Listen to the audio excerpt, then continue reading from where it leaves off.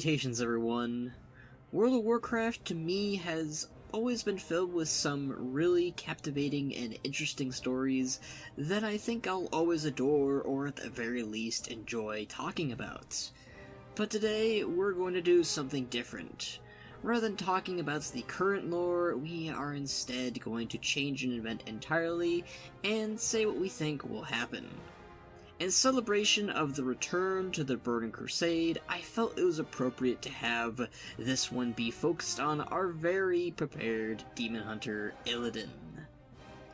So, Arthas vs. Illidan was one of the most important duels in all of history, so much so that depending on who was the victor would change the face of Azeroth forever. Today, we're going to be discussing what would have happened had Illidan Stormrage won that fight and ascended the Frozen Throne and successfully destroyed the Lich King.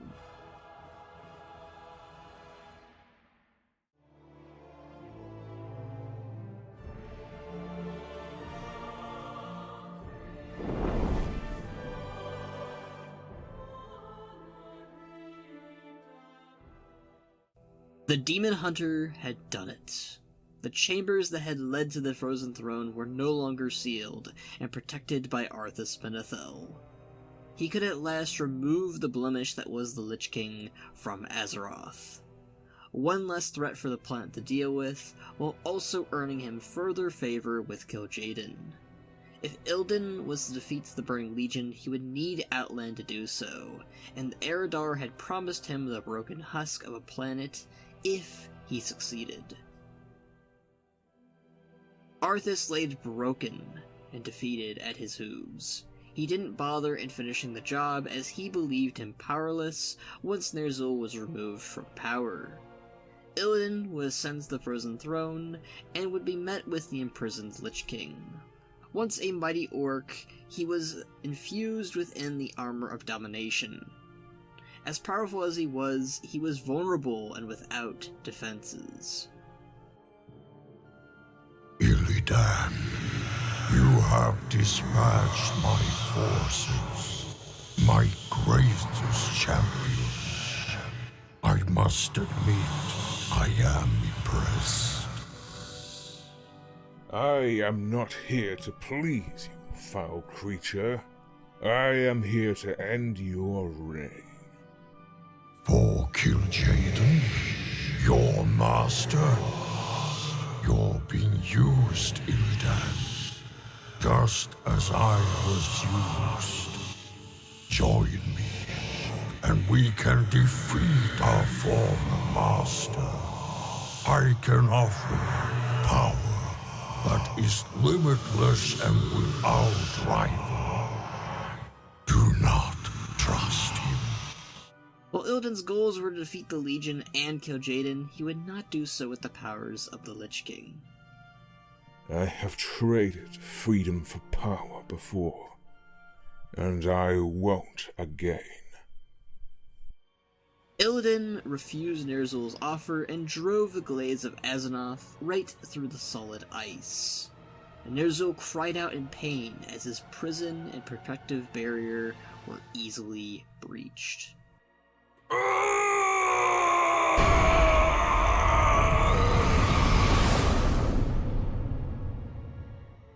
The Helm of Domination fell to the stairs with a loud crash. Still, Ner'zhul resided in the helm, but he could do little to fight Illidan. He compelled what scourge he could to return to him in Icecrown Citadel, but it would be far too late for them to arrive. Illidan snatched up the Helm of Domination from the ground, his fel-imbued eyes fluttering as he gazed at it.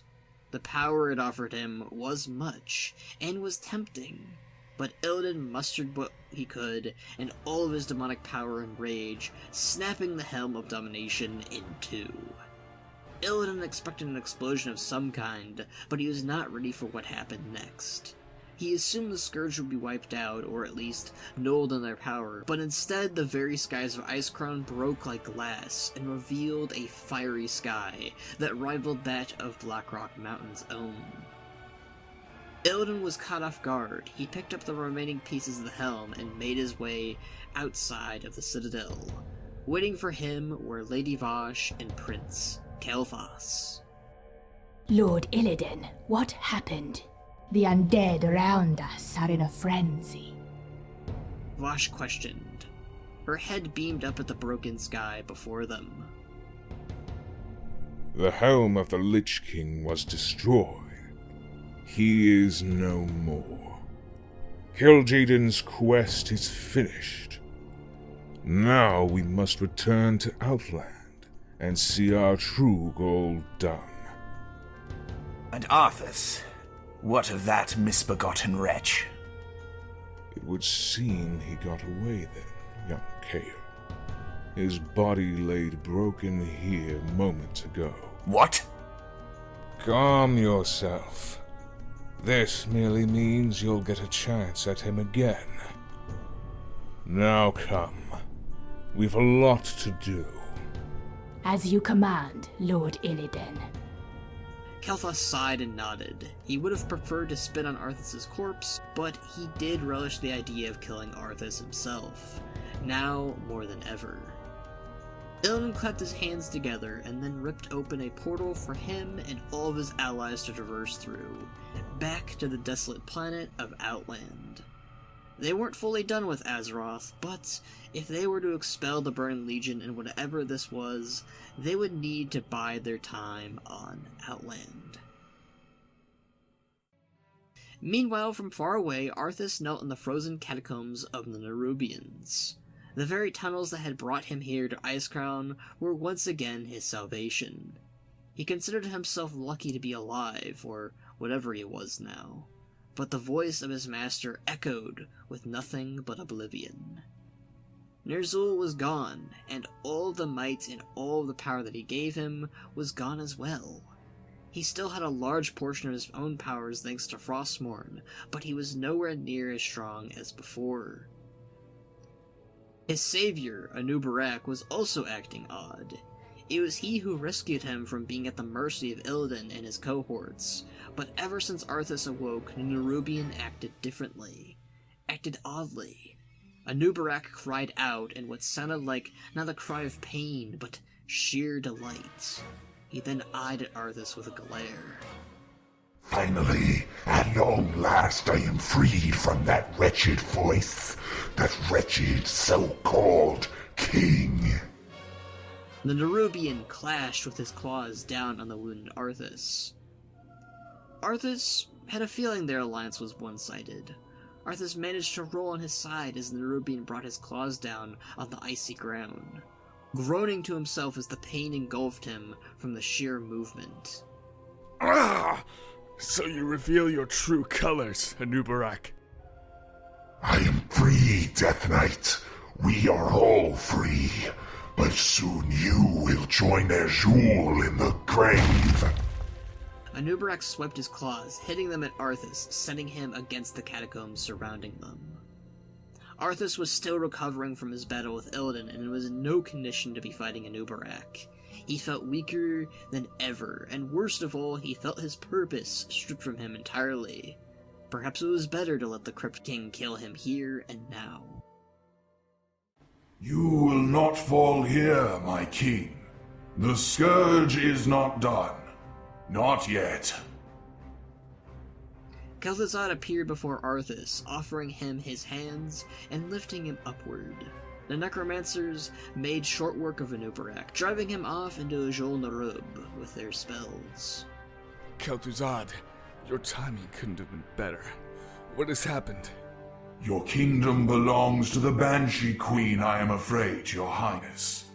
And worse yet, all of the undead all around the world are leaderless, and without purpose. The more intelligent, as you saw with Anub'arak, have once again found their own voice and their own freedom. So that mad demon hunter was successful then. Damn it all! And I was so close to my ascension. But there is a voice still. My runeblade. It calls to me. It calls from somewhere else entirely. The cult of the damned will remain loyal to you, Arthas. You are Ner'zhul's final will now. and he sent me to aid you in revitalizing the Scourge. The voice, it tells me to climb the peak of Ice Crown. It is there we will go. It is there my destiny will be fulfilled. Then there we will go, Your Highness.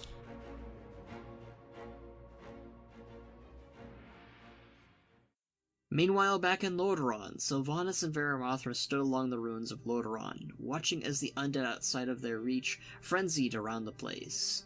The two did their best to shape their minds of those who fell into more intelligent and reasonable undead. The Forsaken. Do you feel it as well, Varimathras? The Lich King, he is... Dead?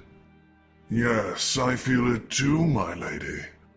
We've rounded up all of the undead as you had asked, and those who still have a mind left have sworn their fealty to you, and you alone. But what of our vengeance? What of our plans? Our plans remain unchanged, Dreadlord. Arthas was our target, and without his master to feed him information and grant him powers, he is ours for the taking. And what do you intend to do if Arthas has also fallen? What then? That was not something Sylvanas wanted to focus on at this time. In truth, her only purpose right now was to rally the remaining Scourge in Lordaeron and take vengeance on Arthas. But it wasn't out of the question that if Ner'zhul the Lich King was dead, then perhaps Arthas too fell with him. She would not answer the Dreadlord's question. We will conquer the rest of Lordaeron in the meantime, Varimathras. This land will suit us well, and once we've gotten organized, we will move on to seek others to aid us in our quest. Sylvanas began to walk forward and away from the Dreadlord. And where are you going now, my queen? Sylvanas remained faced away from Varimathras. To find a ranger. Keep organizing the Forsaken into the Undercity in the meantime, and do not overstep. I do not need to remind you what happened to your brothers, Varimathras. Of course, my queen. It will be done. Sylvanas walked far away from Varimathras into what would be called the Eastern Bloodlands. Clearly the Lich King being dead was a part of that, but the way the Dreadlord acted seemed to have troubled her. Their alliance was still very recent after all, but she didn't know what it was, as if the Dreadlord knew something that she didn't. Not that that was a surprise, given he was an ancient demon, but information he withheld she would need especially right now. And for that, she would need a new second-in-command, one who was completely loyal to her, with no strings attached. There you are, Nathanos. It's time to bring you into the Forsaken.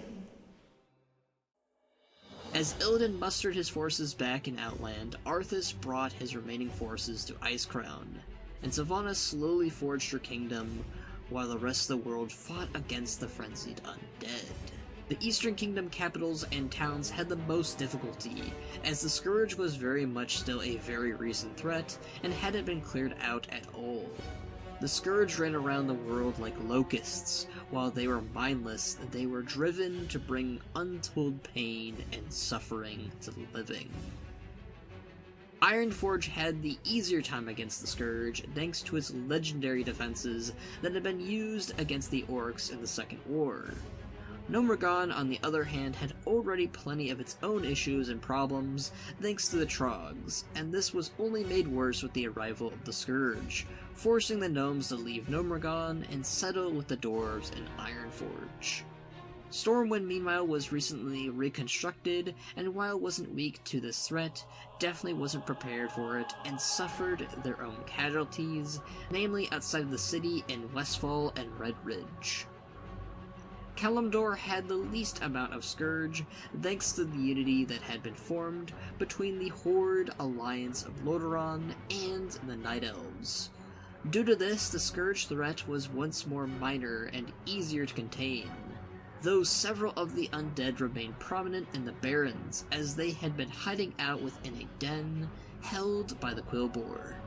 The casualties in the Eastern Kingdoms alone brought the Scourge to an untold height, allowing the mass of undead to multiply and hold reign over the northern parts of the Eastern Kingdom, remaining rampant and difficult to quell.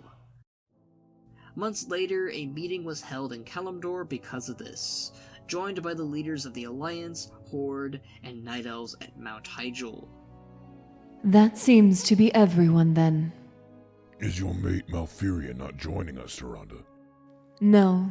He sleeps once more in the Emerald Dream. It may be months or even years when he awakes again. A shame in that. Your husband's strength in the wilds would benefit just about everyone right now. On the matter of Stormrage, you had mentioned that you believe Malfurion's brother is responsible for all of this. Is that correct, Tyrande? Tyrande sighed. Her face looked as if it bared the weight of several sleepless nights. Yes. Months ago, Illidan had attempted to ravage all of Northrend with the Eye of Sargeras. We stopped him with the aid of Kael'thas Sunstrider, a battle I was not present for. Instead of dealing with Illidan right then and there, my husband and Illidan worked together in saving my life. Because of that, we let him go. And do you believe him responsible for the Scourge's rampancy? Illidan's goal was to destroy the Lich King, heeded by his Dark Master. There's no one else I can think of who'd be able to create this much devastation. But who would have thought ending the Lich King would have created this much destruction? My scouts in the cold north also report a massive rift above Icecrown as well. We believe it too is connected to the destruction that Illidan had recently wrought. The Scourge is namely rampant in the Eastern Kingdoms. While they are leaderless, they still pose a threat to our allies. Stormwind is dealing with enough as it is right now, along with many of our allied kingdoms. Kalimdor is secured. At most, we had a scuffle with some Scourge hidden away in a Quillboar's den, but it is swiftly being taken care of as we speak thanks to the combined efforts of Varrock and your daughter Shandris. Then I believe we can spare reinforcements to the Eastern Kingdoms, a unity once again formed between the Night Elves, Alliance, and Horde. That much I believe is possible. We will send reinforcements then to the Eastern Kingdoms and clear the Scourge from the lands. Then we'll take the fight to Northrend and wipe the undead clean from all of Azeroth. And what will we do about Illidan? If it is true he caused this, then perhaps we should ensure he doesn't do anything. I will deal with Illidan. He is my charge and mine alone. Very well, Tyrande. We will leave that hunt for you to deal with then. Cairne, I will send you to lead our efforts to aid the Alliance in retaking their lands. It shall be done, War Chief. That settles everything then. I will let my king know of our plans. Light be with you all. Meeting adjourned. Andeth Arasathil. Jaina gave a quick bow to everyone and then teleported both her and Bolvar back to Stormwind.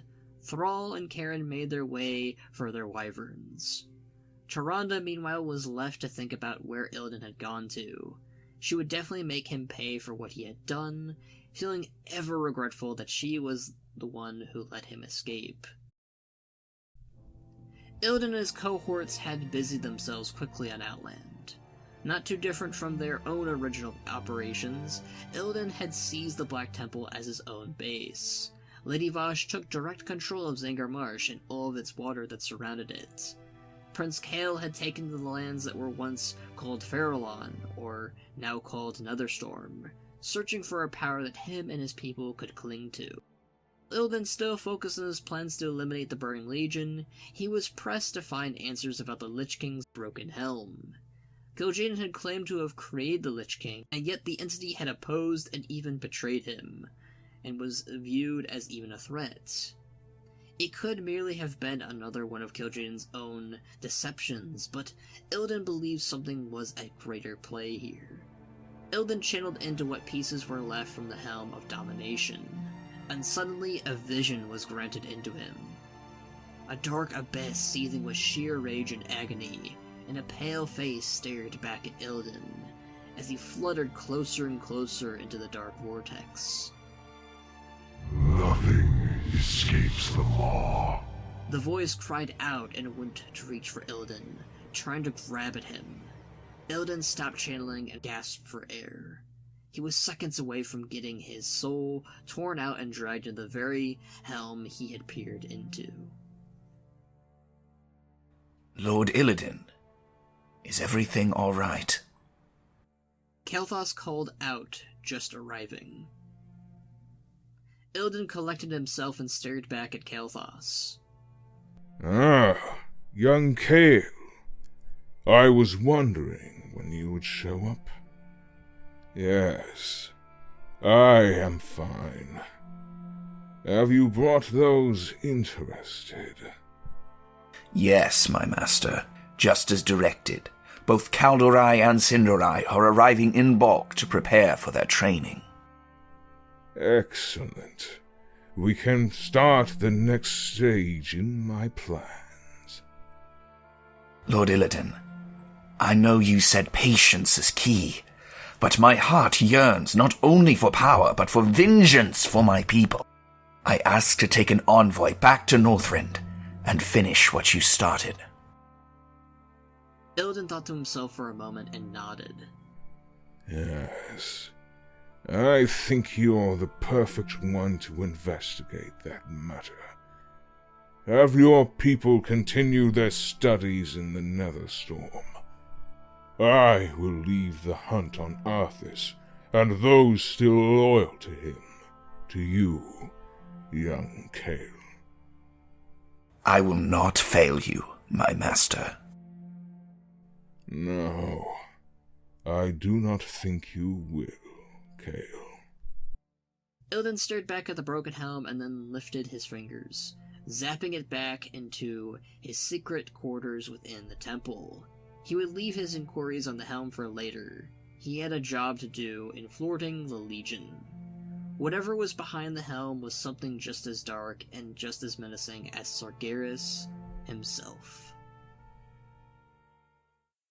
And that's it for now, everyone. I hope you enjoyed this alternate telling of what it would be like if Illidan destroyed the Lich King.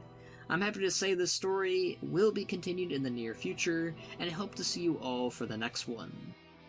I want to give special thanks to all the amazing voice actors and actresses who provided their lovely voices for this project. You can find their channels or social media places down below. They all did a wonderful job, and this video wouldn't have been as great without them. If you'd like, you can follow me on my other social medias from the description down below, or you can support me on my Patreon like these amazing folks here. Well, until next time, my friends, see ya!